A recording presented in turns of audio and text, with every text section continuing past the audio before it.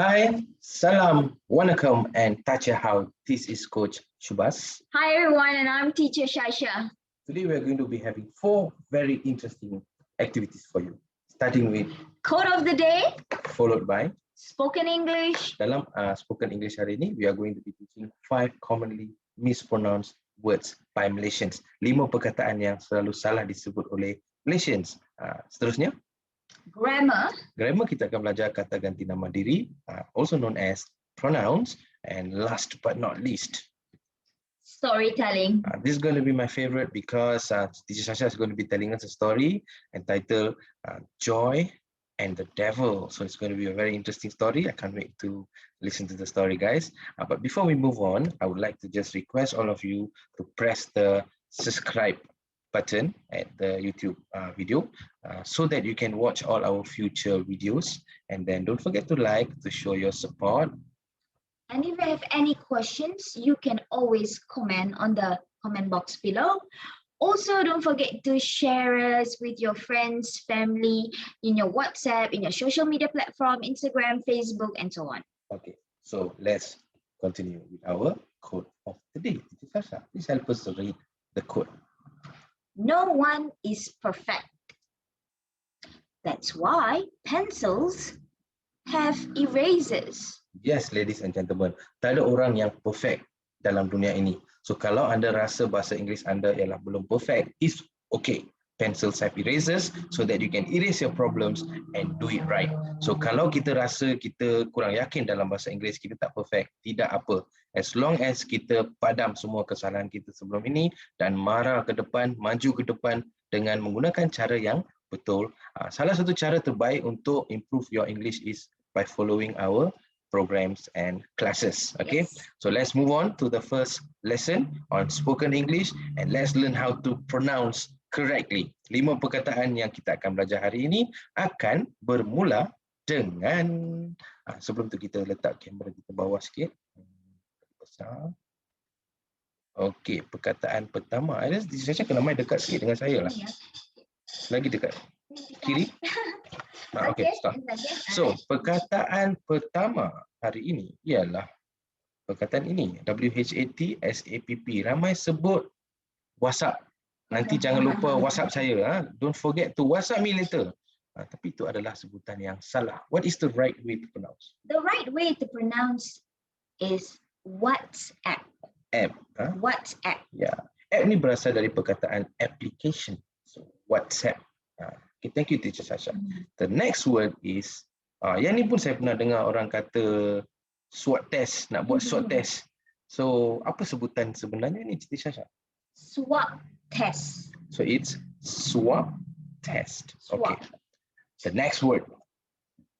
Ini makanan yang saya sangat suka. Tapi sometimes bila kita baca menu ni, kita nak sebut pun rasa macam croissant. Apa benda ni? Teacher Sasha, how to pronounce this? Croissant. Oh, it's croissant. Croissant. Okay, nice. Followed by, ini ialah jadual. So, dalam bahasa Inggeris, ada orang silap sebut sebagai schedule. Schedule is the wrong pronunciation. How do you actually say it? Schedule. Schedule, macam kajol. Tapi schedule. Okay, fine. Schedule. And then the last word is, setiap Jumaat. Every Friday, I go to the mosque. Selalunya student silap sebut ni sebagai mosque. Actually, how do we say this? Mosque. Mosque. Mosque. Okay, Teacher Sasha, can you read all as a summary for us? WhatsApp. Okay, see if I'm saying it right. WhatsApp. Yes. Okay. Swab test. Swab test. Okay. Croissant. Croissant. Okay. Schedule. Schedule. Mosque. Mosque. Interesting. So now you know how to pronounce these words correctly. Congratulations. Now moving on to the next section. This is going to be on grammar. And what we're going to learn today is pronounce. Dalam bahasa Melayu dikenali sebagai kata ganti nama. So let's start. Before that, I have to adjust my camera. Saya pause video dulu. Okay, kita akan mula dengan subjects. Okay, subjects ialah perkataan-perkataan yang diguna sebelum verb pada permulaan ayat selalunya. Kalau nak senang ingat, yang start, kata nama yang start ayat tu ialah selalunya dikenali sebagai subjects. Okay. Then saya bahagikan pronouns kita ke 3 kumpulan atau subjects kita ke 3 kumpulan bermula dengan kumpulan 1 iaitu Special group. kita mula dengan I, I ni kita tahulah kan maksudnya ialah saya. Okay. Dan grup kedua ialah you. ini bukan grup kedua, ini perkataan kedua, sorry. I, saya, you, awak atau kamu. Okay, so maksudnya I dengan you ni masuk dalam kategori special. Yes. Okay, fine. Then grup kedua Plurals. plurals. Maksud plurals ialah perkataan yang membawa maksud 2 dan ke atas dari segi kuantiti ya. Start dengan We, yang bermaksud kami ataupun kita, they. yang bermaksud mereka ataupun they juga boleh digunakan untuk benda yang bukan manusia juga. Asalkan dia plural, kita boleh guna. Okey, kumpulan ketiga ialah Singulars. yes, yang bermaksud satu saja. Alright. He, He bermaksud dia, digunakan untuk lelaki sajalah. Then she digunakan untuk perempuan, bermaksud dia juga. Dan akhirnya it. it ni bermaksud ia dalam bahasa Melayu. Kita selalunya guna untuk benda bukan manusia seperti haiwan, tumbuhan, benda dan sebagainya. Dan juga kita guna dengan neuter ni maksudnya perkataan yang tak ada jantina, contohnya baby. Bila saya sebut baby, kamu tahu ke lelaki ke perempuan? Tak tahu. So kalau kita kata baby, kita boleh guna it. It is a cute baby. Okey. Secara kesimpulan, saya nak beritahu ialah kita ada 3 grup, iaitu grup yang special, grup yang plural, grup yang singular. Plural kita ada we, they. Singular kita ada he, she, it. Dan special kita ada I dan you. Cuba ingat macam ni. We are not special. Ini perkataan we ya. We are not special. They are not special. He is not special. She is not special. It is not special. But I and you are special. So Cikgu Syasha pronounce for us one last time. Special group, I, you. Okay. Plurals, we, they. Singulars, he, she, it. Itu saja untuk subjek. I, you, we, they, he, she, it. Just remember this. Boleh? Kita akan proceed dengan slide seterusnya. Saya pause dulu untuk betulkan kamera. Okey, tadi ada typo sikit, saya sudah betulkan, kita sambung sekarang. So, kita start dengan belajar sekarang apa itu ialah maksud objects. Tadi kita belajar subject, sekarang kita akan belajar objects. Bezanya subject di depan ayat, object is used after verbs atau diguna di pertengahan atau di hujung ayat. Masih ada 3 kumpulan yang sama, iaitu kumpulan Special group, iaitu me, bermaksud saya, dan you, bermaksud awak atau kamu. compare dengan subjek tadi, I sudah tukar jadi me. You masih you. Okey, grup kedua ialah grup Plurals, digunakan untuk us, yang bermaksud kami atau kita. diikuti dengan Them, yang bermaksud mereka, atau boleh guna untuk bukan manusia. tadi untuk subjek kita guna we dengan they. Sekarang dah ubah jadi us dan them. We, they, subject, us, them, object. We jadi us, they jadi them. Kumpulan ketiga Singulars, iaitu him, maksudnya dia, atau lelaki lah kan, dia digunakan untuk lelaki, her, digunakan untuk dia, iaitu perempuan. Perempuan, ya. Okay. And it.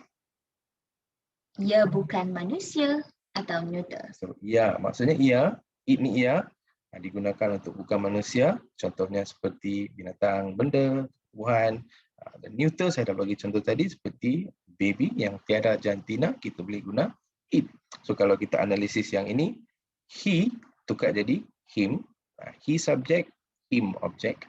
Her dengan her masih sama, subject pun her, object pun her, it pun masih sama. Subject her kah? Subject she lah. She tukar jadi her. Sorry bos.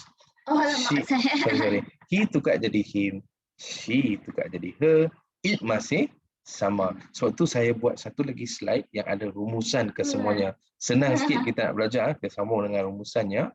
Okay. I, you, we, they, he, she, it. But first, kita sembang pasal yang mana special dulu. I and you are special. We, they ialah, we they ni plural lah. He she it ialah singular. I you we they he she it. Special I you we they plural, he she it singular. Boleh follow? Okay. Objek dia ialah I tukar jadi and then you tukar jadi.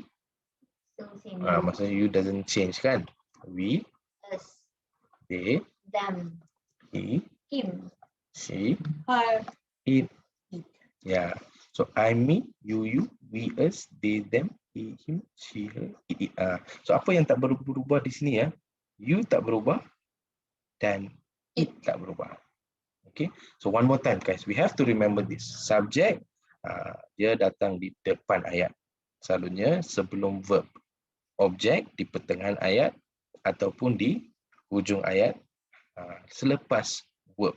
Okay. I, Me, you sama, we, us, they, them, he, him, she, her, dan it masih sama. sama. It. Okay, so remarks dia ialah I and you ialah special, we and they ialah plural, he, she, it ialah singular. So ini summary. So contohnya bila pelajar belajar subjek saja, lepas tu dia belajar objek, memang dia susah untuk kita ingat. Macam saya tadi tergegar, sometimes terlupa sikit. So cara terbaik dan cara paling bijak untuk belajar ialah kita kena buat jadual sendiri, kita buat perbandingan dan ini akan memudahkan kita untuk hafal. Siapa ada masa boleh pause video ini dan hafal terus subjek yang ada dan objek yang pasangan dia. Boleh? Okay, now we are going to see a small tips. Okay, saya nak ajar sikit dekat pelajar. Apakah maksud first person ni? First person ni maksudnya saya. Bila saya cakap dengan teacher Sasha, saya adalah first person. So saya boleh guna perkataan I, saya boleh guna perkataan me. Kalau saya guna perkataan we, kami dua pun masih ada I dalam grup tersebut. Atau saya kata us pun masih ada I dalam grup tersebut. So perkataan seperti I, me, we dan us dikategorikan sebagai first person point of view. Okay, ini untuk pelajar yang belajar kesusastraan, English, literature dan sebagainya. Ini sangat penting. Okay, so first person point of view, optionnya ialah I, me, we, us. Tips nak ingat senang je. Asalkan saya ada dalam kumpulan itu, ia ialah first person. Dari pandangan mata saya. Boleh? Next ialah second person point of view. Yang ni ada perkataan you saja. Sebab kalau saya cakap dengan dia, dia second person. So you are teacher Sasha. What are you doing teacher Sasha? Macam ni. I like to eat fried chicken. You like to eat fried chicken. I, saya, you, dia. Tapi mata saya tengok dia, dia jadi second person. Last ialah the third person point of view. Yang ni ialah apabila saya pun tak ada dalam kumpulan tu, dia pun tak ada kumpulan tu. Kita merujuk kepada orang lain. Kita tengok orang lain yang bukan saya dan orang tepi saya. So kita ada perkataan they ataupun them, he ataupun him, her dan akhir sekali it. So bila saya kata they, them, he, him, her, it, ini semua bukan saya, bukan orang di sebelah saya, orang lain, jauh sikit dari saya. First person, second person, third person. Ini special tips untuk anda semua yang keliru dengan apakah maksud first, second, third ni ya. First person point of view, second person point of view, third person point of view. Saya ulang, first person ialah saya. Second person apa yang saya nampak tepi saya ni. Second person you. Third person ialah jauh sikit dari kita yang bukan saya, mereka, dia, ia. Boleh? Okay, now let's learn from some examples. So the first word is I, me. apa beza I dengan me? I, saya.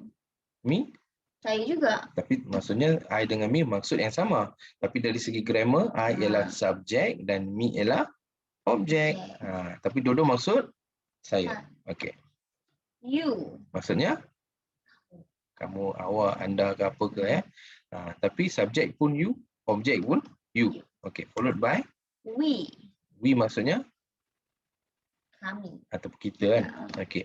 So kita pun ada perkataan us. Maksud us pula sama je. Maksudnya sama, maksud dia sama. Cuma bezanya ialah we subject, us object, dan kita ada perkataan they dengan them. Yang ni pula Subjek dengan objek lagi. they maksudnya Mereka. them. Them pun sama mereka. Okey, kenapa Cikgu macam tak ada mood? Tak ada. Apa ni? Apa ni ada semangat lah. Okey, kita ada he dengan him. Okey, he maksudnya dia, Dia. him Sama. Dia. dua-dua lelaki. Maksud sama Tapi apa beza dia? Lelaki. Subjek dengan objek. Ya. Lepas tu untuk lelaki. Yes. Okey, she dengan her untuk perempuan. Okey, apa bezanya? Again, subjek dengan objek. Objek saja. Itu dia bezanya. She subject, her objek. Last sekali kita ada it. It maksudnya ia, tapi kita tak perlu risau sebab objek pun ia, subjek pun ia. Tapi cara yang terbaik untuk belajar ialah melalui contoh. Okey, jom lihat beberapa contoh. So ayat ni ialah who broke the plate. So apabila perkataan broke ni ialah verb kan. Apabila kita nak letak sebelum verb, macam saya cakap tadi pada permulaan ayat, kita akan gunakan subjek. Apa subjek yang ada dalam senarai ini, Teacher Sasha? I, we, they, he, she. You dengan it. Each, you. Yang dua-dua tu pun. Kenapa Teacher Sasha baca you dengan it kemudian? Sebab yang dua tu boleh guna untuk dua-dua. Subjek pun boleh, Verb. objek pun boleh. Sorry. Subjek pun boleh, Objek. objek pun boleh. Kita sambung sekarang. Saya ulang sekali lagi ya. Subjek akan datang di permulaan ayat selalunya sebelum verb. Berdasarkan ayat ni, subjek broke the plate. Okey, ayat kedua, kalau kita nak guna di belakang pula ayat tu, dia akan jadi the plate was broken by, baru kita letak objek. So dia punya verb was broken di sini, then selepas verb baru munculnya objek. So susunan dia lah. Okey, subjek sebelum verb, objek selepas verb. Subjek di mula, objek di ujung ataupun pertengahan ayat. Apa verb, apakah objek yang kita ada di sini, Teacher Sasha? Objek yang kita ada. Me, you, I always keep it last. Us, them, him, her, it. You dengan it tu dia. Dua-dua boleh guna. Okey, so kita cuba letak dalam ayat dan kita perhatikan first line. I broke the plate. Okay, because I is a subject. Okay, and then the plate was broken by me. Okay, sebab me ialah objek, dia pergi belakang. You tak payahlah sebab you broke the plate pun boleh. The plate was broken by you pun boleh. Okay, followed by we dengan us. Pilihan untuk subjek ialah we broke the plate. And then for the object, plate was broken by us. Oh, interesting.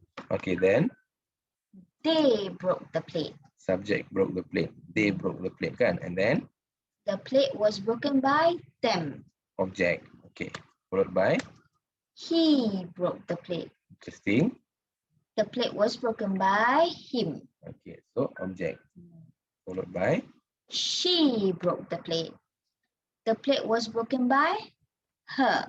Ini selalunya ramai silap ni. She dengan her ni ramai mistake. Her dengan she ya. So pastikan kita tahu sekarang ni. Apa beza she dengan her? Dari segi maksud sama. Dia iaitu perempuan.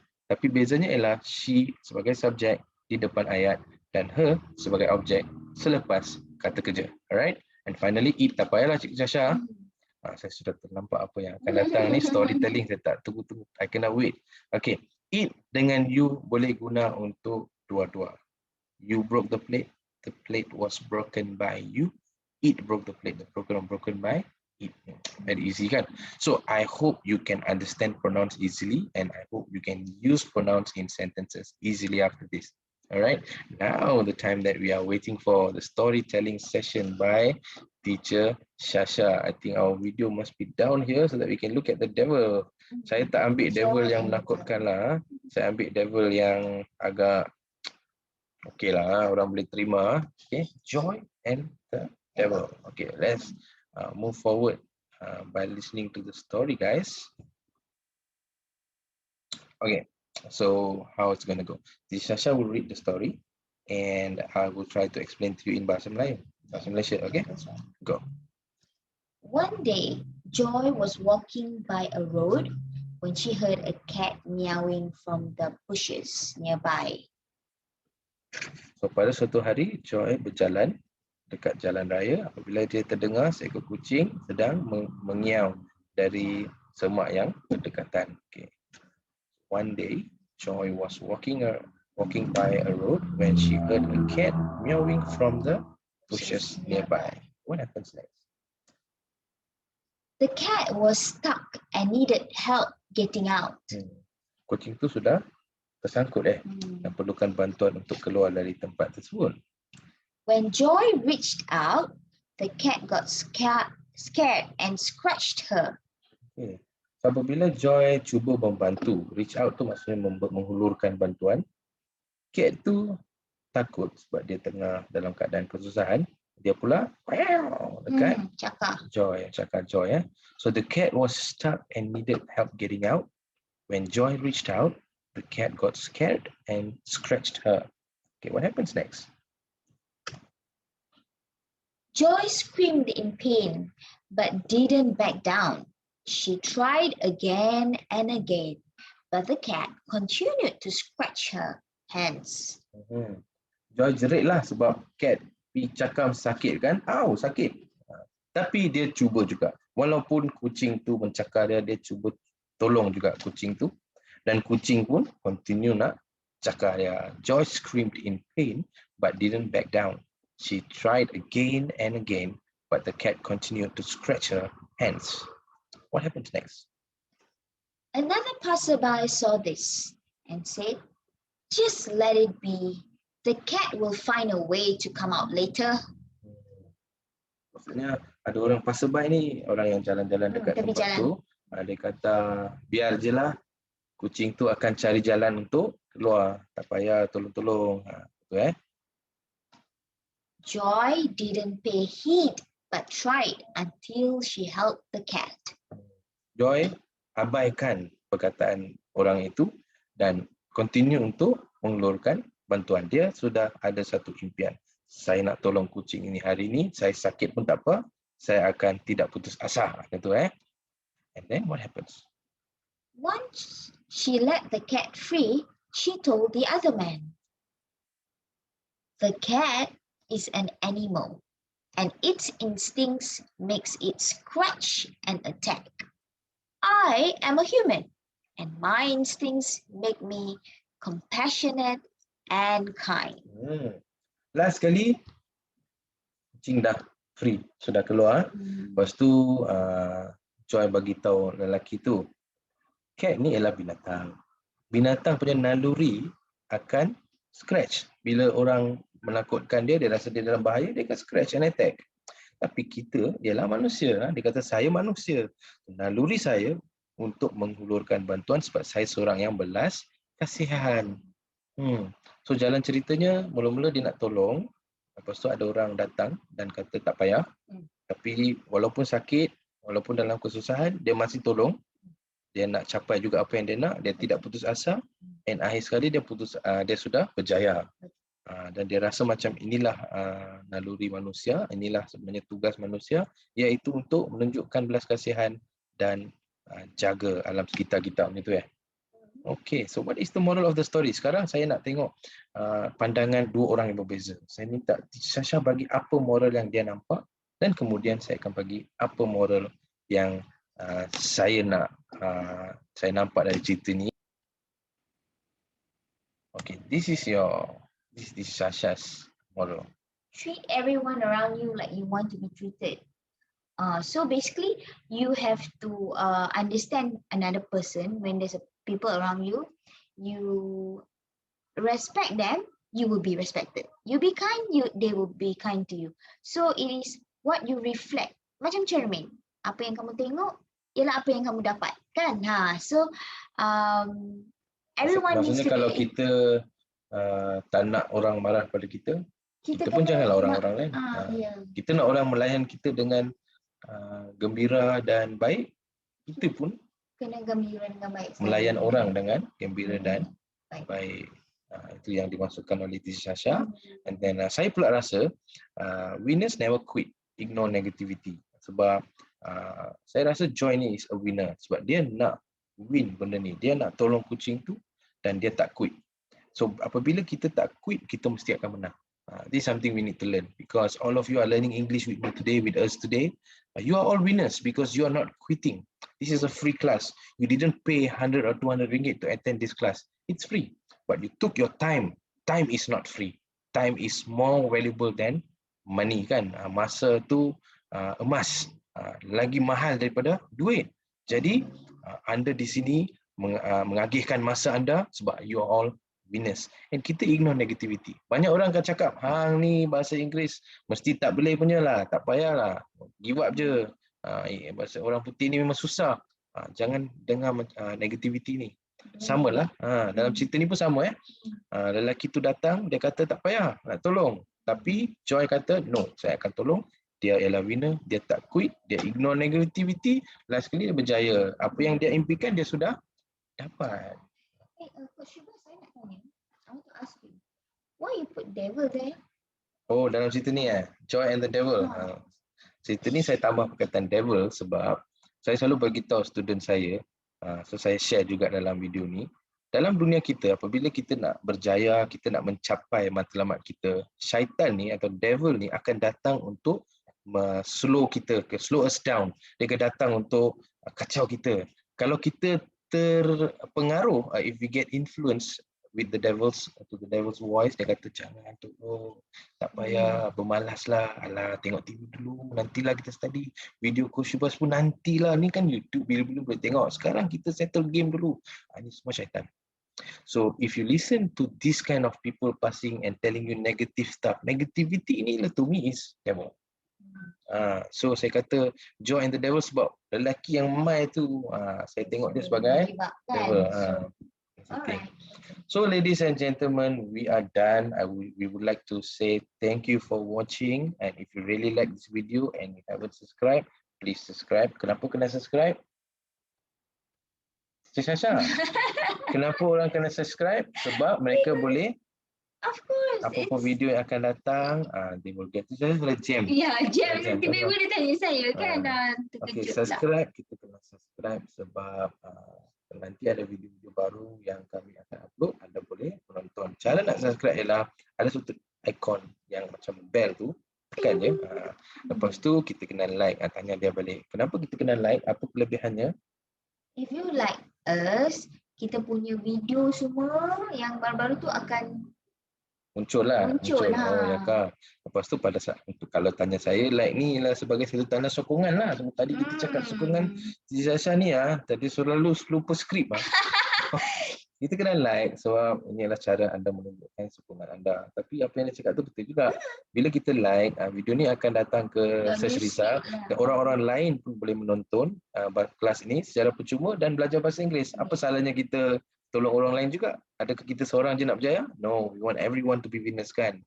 And then we need to comment kalau ada apa-apa. Question, soalan. Anytime, tanya je dalam ruangan komen. Kalau apa-apa tak faham dalam kelas, tanya. Kami akan membantu ataupun mungkin kalau jawapan tu panjang sangat, next video kami akan jawab. Okay? And don't forget to share. Bila kita tekan share tu, dia akan keluar nak share dalam WhatsApp ke, nak share dalam Facebook ke. Contohnya lah, kalau kita share dalam WhatsApp, share lah dalam WhatsApp family kita, cousins kita, banyak orang, group ke apa-apa ke. Yang kalau kita tengok ramai orang yang memerlukan, kita hantar. And sharing is Sharing. Tak keluar duit pun kan, kita tolong orang lain untuk improve bahasa Inggeris. And kalau Facebook pun boleh tekan share, lepas tu keluar pop-up tu kita tekan Facebook, kita letaklah free English class by Coach Shubhas, boleh menonton untuk memperkukuhkan bahasa Inggeris anda macam tu. Yes. So itu je for today and thank you for watching today's session by Coach Shubhas and Teacher Sasha. sekali lagi salam, waalaikum and Goodbye. goodbye. Bye-bye.